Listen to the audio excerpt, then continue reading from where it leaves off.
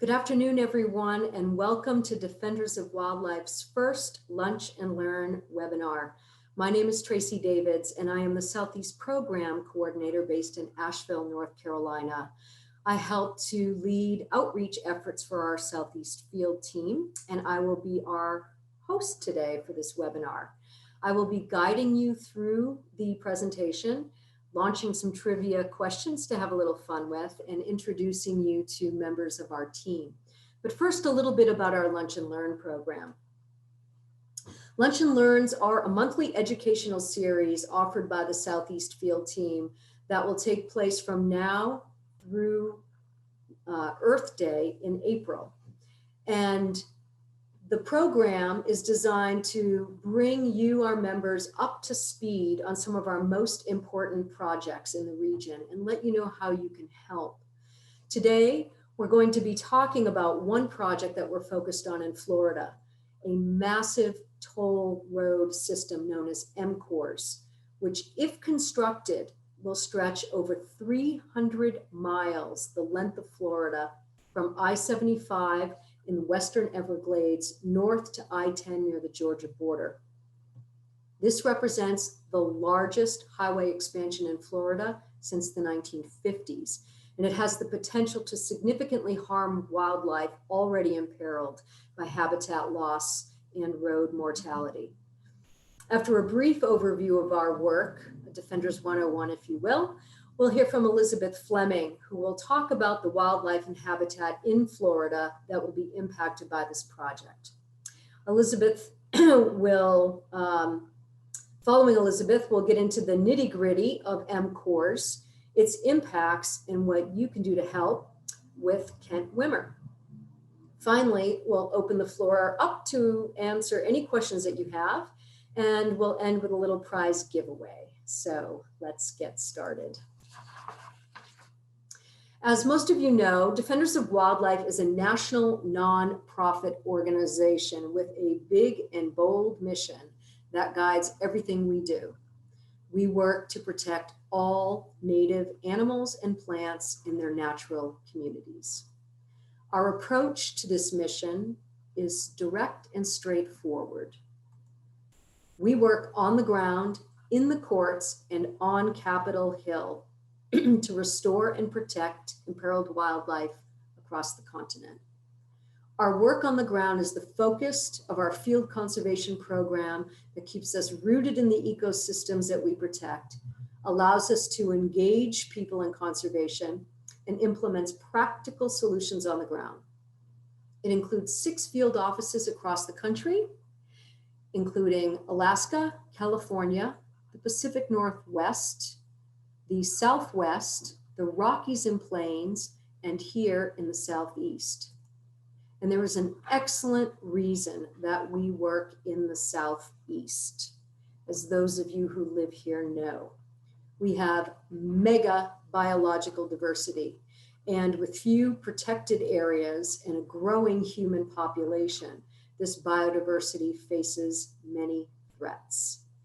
Within our region, we have landscapes that represent the focus of our efforts and help to set our priorities in order to have the most significant impact. First, we have the Florida Everglades, home to manatees and the Florida Panther.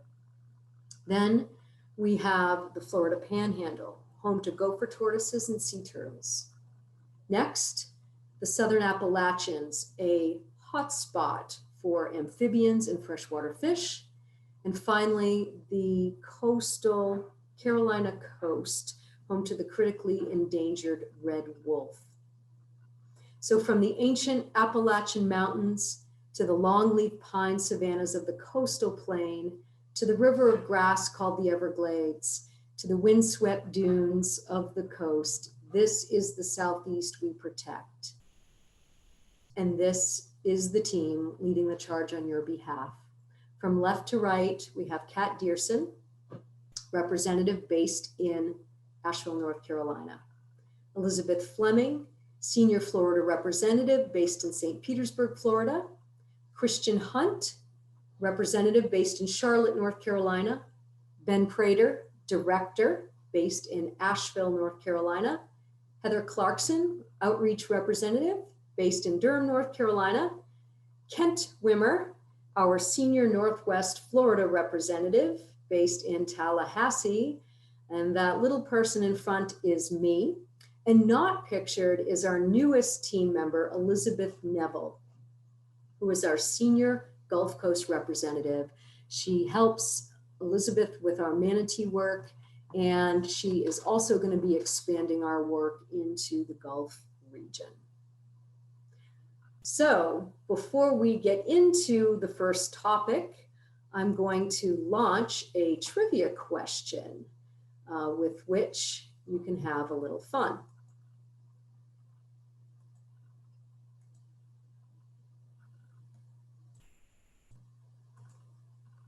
So the question is, what percentage of Florida land is in conservation status? 7%, 15%, 29%, or 51%? And the answer is 29%. Now, with more interesting information about the critters and habitats impacted by this project is Elizabeth Fleming, Senior Florida Representative, who is responsible for promoting and expanding our field conservation programs and operations in Florida. Among other things, she works to conserve core and connective habitat for wide-ranging species and advocates for incorporating wildlife conservation into transportation and land use planning. Elizabeth, take it away. Thank you, Tracy. I appreciate the opportunity to share some updates about our habitat and species conservation programs. In Florida, we work to conserve and recover wide-ranging imperiled species such as Florida panthers, manatees, sea turtles, as well as habitat-specific gopher tortoises. We strive to secure a statewide wildlife habitat network that protects interconnected lands and waters. We also champion practical approaches to ensuring that people can coexist with wildlife. When I first started working in wildlife conservation, I never imagined that it would mean getting involved in transportation planning. But the truth is that roads and vehicular traffic transform landscapes, and they affect wildlife in many ways. New and expanded roads and highways open up remote areas, and they splinter habitat into disconnected pieces, cutting animals off from one another and from food and other resources that they need. Roads usher in development and traffic, bringing people and wildlife into closer contact. And many animals get killed as they travel across roads in search of territory, food, and mates. Transportation programs and policies pose some of the greatest conservation challenges of this century. So today, especially as Florida's human population continues to grow, protecting intact wildlife habitat and making roads safer for wildlife have become a very important part of our work. So in Florida, we are working to secure a statewide wildlife habitat network. Currently, over 10 million acres of land are in conservation status, or 29% of Florida's land area of nearly 35 million acres. This includes more than 2.4 million acres of land purchased through our state land acquisition programs over several decades. So I'm going to talk quite a bit about Florida panthers. We work on a wide range of species in Florida. We work to conserve biological diversity overall, but the panther is important for us because it's an umbrella species with very large territorial needs. And so by conserving the land that a panther needs, we help all of the other species that share its natural community. I'm also going to mention bears today somewhat because they're the other large land mammal that needs a lot of territory. The endangered panther is the last representative of the puma species still surviving in the eastern United States. Depending on where they're found, pumas are called panther, cougar, mountain lion, and other names. The Florida panther occurs as a single breeding population in less than 5% of its original range. Today, the Florida panther population is estimated at 120 to 230 adults and subadults in South Florida. And so this is a map of Where panthers occur now, their currently occupied range is the darker purple in the southern part of the state of Florida. And the lighter purple is the historic range, which is much of the southeastern United States where panthers once occurred. We're working to secure a statewide wildlife habitat network that connects public and private lands so that panthers can expand their range northward back into the historic range of the United States. And it also benefits bears and all the other species that we work on to have connected, intact, thriving lands to travel through. The major threats to panthers, bears, and many other species of wildlife are destruction, fragmentation, and degradation of habitat. Vehicle collisions take a toll on the small panther population and make it much harder for panthers to expand northward. Development and road building are accelerating. In fact, Florida has surpassed New York as the third most populous state in the country with more than 21 million residents. So panthers have to cross roads. They have large territories and they move around a lot. So they come into contact with vehicles and the construction of roads. They're very wide ranging. They have large territories. For males, they average 200 square miles and females average 70 square miles. Panthers and bears and other species roam widely in search of territory, mates, and food, and many are killed on roads each year. In 2019, 23 panthers were killed crossing roads in Florida. So far in 2020, 18 have been killed by cars and trucks and one by a train. And this year was the first time we verified that a panther was actually killed by a train. Losing this many animals makes it harder for the small population to expand its range. So collisions on roads take a toll. Fortunately, and you can see a panther that's been hit on a road without a wildlife crossing on the first slide. But fortunately, wildlife underpasses and fencing are extremely effective in allowing panthers to cross safely under the road. You can see a wildlife crossing, that's on I-75 Alligator Alley down in South Florida. The state of Florida has led efforts in this regard, and there are about 70 wildlife crossings constructed specifically for panthers in the southern part of the state. And panthers use crossings that have been constructed for bears in other parts of Florida. And at Defenders of Wildlife, we help to identify road segments that are dangerous for panthers to help guide decision-making about where they should be placed and funding for wildlife crossings. And so this is a wildlife underpass, and you can see that's a juvenile panther that's in the center of the slide. But if you look along the wall, you can see a mother. This panther's mother, the tawny animal, is walking along the wall. Panthers use these wildlife undercrossings if they're put in the right place and the fencing helps direct them. They walk to the crossing and eventually they learn where they are and they teach their young. So once they've become established, panthers use them. A lot of other animals use them too, as you'll see. And here is a bear using one. We've documented deer, bobcats, raccoons, herons, alligators, all kinds of different species benefit from these wildlife crossings. Even if they were specifically constructed for a panther or a bear, many other species use them too. Keeping animals off roads and helping to protect them and the driving public. And so we hit a milestone in panther recovery a couple of years ago. At the end of 2016, for the first time in more than 40 years, a female panther was documented north of the Caloosahatchee River, which has been a barrier to northward movement for quite a long time. And then early in the new year, she was documented with wildlife footage, cameras, trail cameras, having had kittens. So this is the first time in more than 4 decades, females have crossed the river and now there is reproduction north of the river. And so that's very important, as I mentioned, to help them when they're trying to expand northward. And there've been several other instances, I should say. A couple of females have been documented that have had some kittens, litters of kittens. And so this slide shows the statewide habitat network, the vision. There are conservation lands and then the lands needed to connect them, stretching for the whole length of Florida.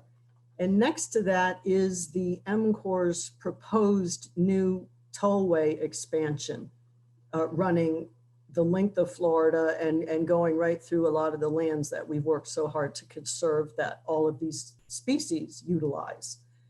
And so there's a lot of sensitive habitat here in the study area that CORES calls the Southwest Central Florida Connector.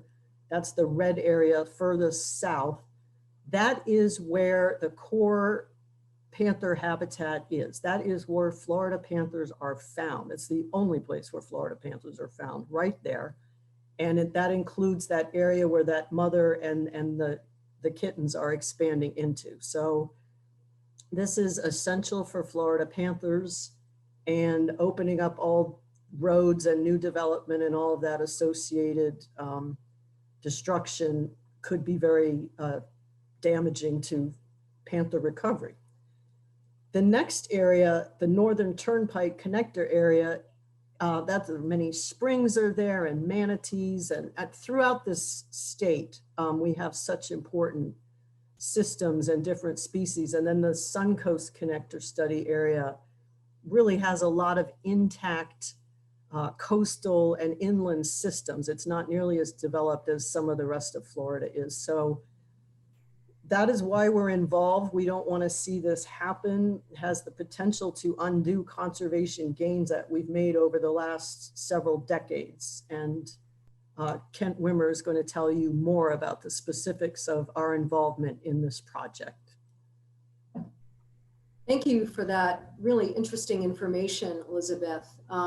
Before we turn it over to Kent, we are going to have another trivia question to help launch this section.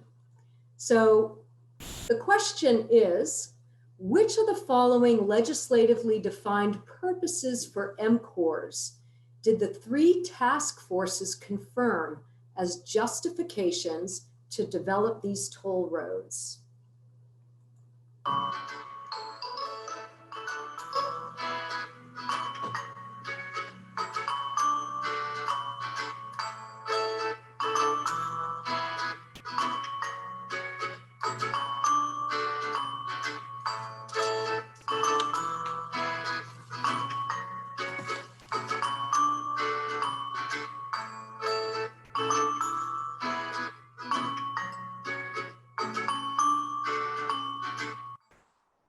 Okay, the polling has ended and I will share the results. And it looks like most people said all of the above.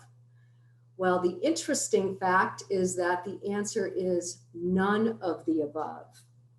And to tell us more about CORES, including why that is the correct answer, is Kent Wimmer, our senior Northwest Florida representative, who advocates for protecting landscapes and wildlife habitats in Northwestern Florida. His work focuses on protecting habitat for species at risk, such as sea turtles, gopher tortoises, manatees, and red-cockaded woodpeckers. Kent, what should we know about CORES and what can people do to help? Well, thank you, Tracy and Elizabeth. Senate Bill 7068, or the Multiple Use Corridors of Regional Economic Significance Program, or CORES for short, was signed into law by Governor Ron DeSantis on May 17, 2019. The CORES legislation authorizes the design and construction of 3 new toll road and utility corridors stretching over 300 miles, the length of Florida from I-75 in the Western Everglades north to I-10 near the Georgia border. These toll roads represent the largest highway expansion in Florida since the 1950s with the development of the interstate highway system. During the 2019 Florida legislative session, defenders joined many other groups opposing construction of these 3 new corridors, warning there was no demonstrated need for these roads and they pose unprecedented risk to the many iconic, threatened, and endangered species.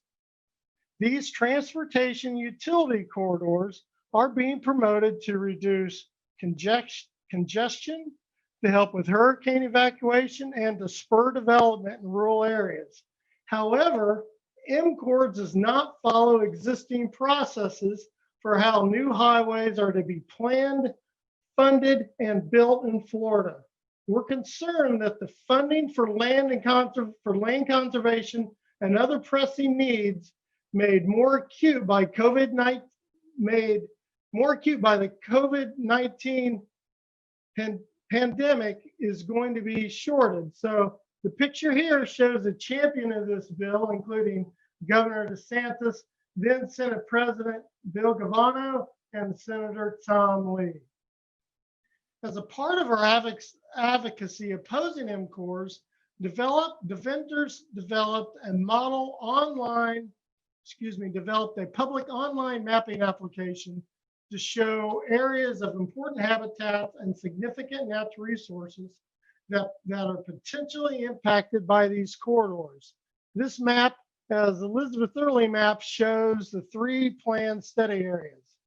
The Suncoast Connector study area is shown on the north in yellow. This toll road would extend the existing Suncoast Parkway toll road north from near Crystal River on the west coast of Florida to I-10 near Monticello in the Georgia line. Important conservation areas in the Suncoast study area that may be affected are the Suwannee and Withlacoochee rivers, 2 state parks, the Gotha State Forest, 5 national wildlife refuges, and 3 wildlife management areas along the Gulf Coast. The middle section, the Northern Turnpike Connector study area, is shown in orange. This toll road would extend the Florida Turnpike northwest from its northern terminus on I-75 in Wildwood to the Suncoast Connector north of Crystal River. Important conservation areas in the Suncoast study area that may be affected are the Withlacoochee and Crystal Rivers, the Cross Florida Greenway State Park, 3 state forests, 2 national wildlife refuges, and a half a dozen wildlife management areas and preserves. The southern study area, the Southwest Central Florida Connector, is shown on this map in magenta. It extends north from I-75 in Collier County, which is east of Naples, to I-4 between Tampa and Orlando. Important conservation areas in the Southwest Central Florida Connector are the Florida Panther, Lake Wales Ridge, and Everglade Headwaters National Wildlife Refuges, the Big Cypress National Preserve, and many state parks, forests, wildlife management areas, and the Peace, Myakka, and the Caloosahatchee Rivers. Following the enactment of the MCORES legislation, the DOT Secretary appointed Elizabeth Fleming and myself to serve on the 3 task forces to offer input on the conceptual planning for these corridors. From September 2019 to October 2020, we participated in good faith in 3 dozen in-person and virtual meetings.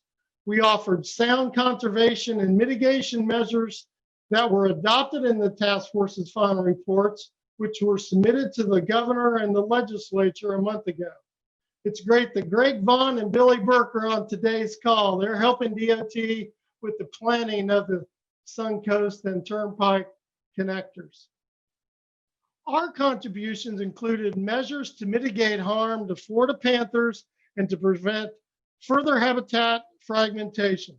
The 3 task forces recommended that DOT improve or expand existing highway corridors or utility corridors as preferable to developing entirely new corridors. And our recommendations that we got adopted emphasized avoidance, minimization, mitigation of impacts, and enhancement of existing conditions through conservation land acquisition and environmental restoration. This picture shows a longleaf pine wiregrass forest. Too quick, Tracy. This picture shows a longleaf wiregrass forest typical of the area within the corridor of the Suncoast Connector, which provides habitat for the endangered red-cockaded woodpecker, the threatened gopher tortoise, and its over 350 commensal species, including the endangered eastern indigo snake. This area is famous for its springs and rivers, which provides winter sanctuaries for the threatened Florida manatee. What the three task forces did not do is make a formal determination of transportation need and economic feasibility.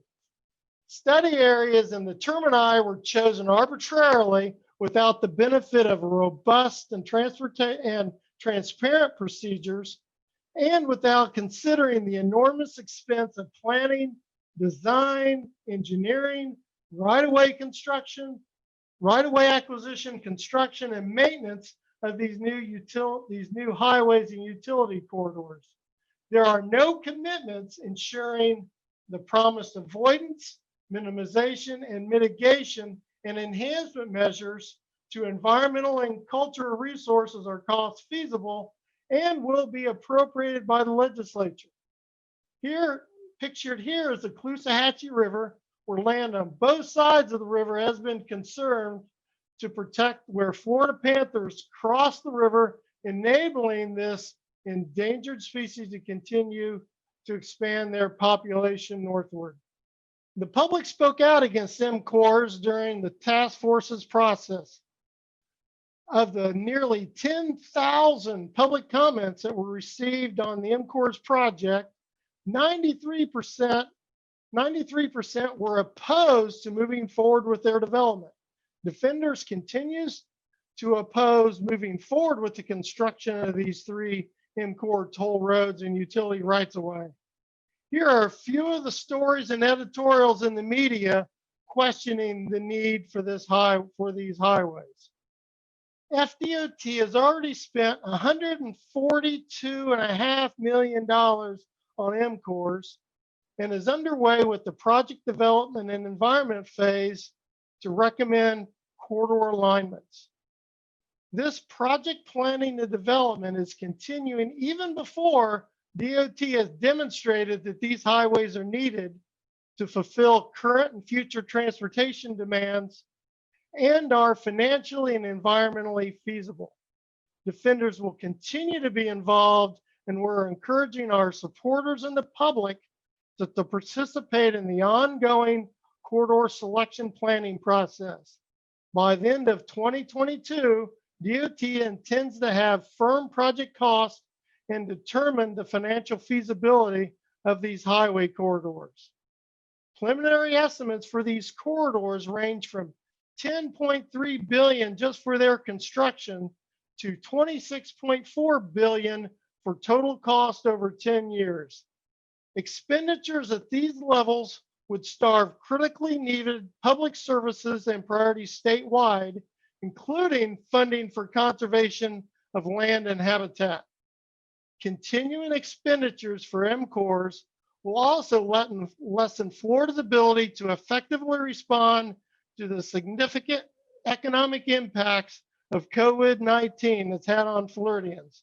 Unfortunately, the legislature doesn't have any qualms about misappropriating funding for land conservation, as they have demonstrated since voters passed Amendment 1 in 2014. The upcoming 2021 Florida legislative session, defenders will be working with our allies seeking to rewrite the MCORS legislation. The 2019 legislature automatically included MCORS funding in DOT's 5-year work program, which doesn't require annual legislative appropriations or are subject to the governor's line item veto. We hope to get traction because there's a projected $5.4 billion shortfall in the state revenue, in state budget revenue over the next 2 years due to COVID-19. This includes a nearly 1.5 billion revenue shortfall over the next 5 years in the primary source of MCORES funding, the State Transportation Trust Fund. Compounding this deficit, the MCORES statute requires 130 million of general revenue dollars to be allocated to MCORES, as well as siphons off revenues from the other toll roads and fees we all pay to license our vehicles. It will take a significant outpouring of constituents' voices to change the MCORES legislation and to affect routing decisions. As does this Florida black bear, we need your help to keep an eye on DOT's plans and actions in the legislature. We'll be posting updates on our Florida, Georgia, Alabama Facebook group, so we hope you'll join our group and stay engaged in this issue. So I'm going to take the liberty of asking you to please help us halt this MCORE proposal. We want you to stay informed, spread awareness, write a letter to the editor or an op-ed, speak with state and local officials, and join us on social media. So we're going to move on to our last trivia question. So here you go. Which of the following advocacy items are you willing to do to help stop this needless highway project in order to protect Florida's wildlife and habitat? Please select each of the things you're willing to do. And Greg and Billy, I understand where you're coming from on this question. So the choices are: stay informed, spread awareness, join Defenders, our Facebook group, share action on social media, speak up, and write a letter or an op-ed. Let us know what you think. Let us know how you're going to help us out. All right, folks, we're going to end the polling. And it looks like we have a lot of commitments from folks. That's really exciting. Thank you so much for agreeing to take action to help stop this project for the benefit of all wildlife in Florida. We really appreciate your support in this regard. As Kent said, it's going to take a lot of voices to stop this project. I want to thank everybody for joining us today for this webinar. We hope that you will come back and see us again in January. I will post the schedule of events in the email that goes out to everybody that attended this event, along with a recording of the event. And then somebody asked for, I think, our Facebook information. I will also put that in the follow-up email. So thank you everyone for joining us today. Hope you have a lovely, safe holiday season. Thank you.